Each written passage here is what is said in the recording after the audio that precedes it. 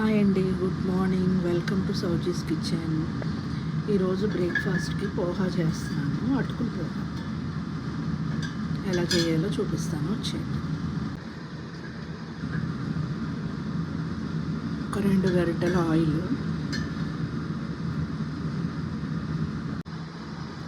Oil వేడెక్కిన తర్వాత పోపు గింజలు,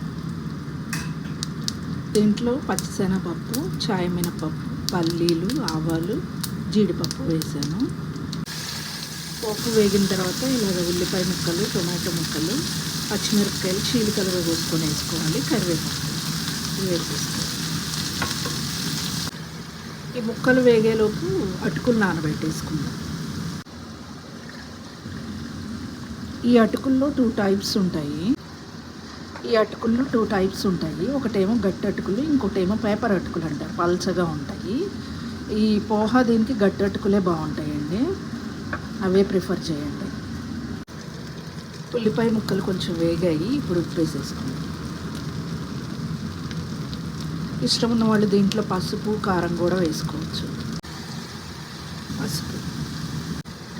ఈ ముక్కలు మరీ కూరకు వేగినట్టుగా వేగనవసరం లేదు, కొంచెం లైట్గా వేగితే చాలు.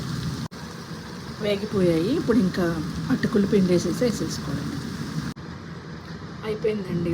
హైరాణ పడిన అవసరం లేదు, చాలా ఈజీ ప్రిపేర్ చేసుకోవడం. మీరు ట్రై చేయండి. ఈ వీడియో నచ్చినట్టయితే కనుక లైక్ చేయండి, షేర్ చేయండి. Please subscribe my channel. Thank you.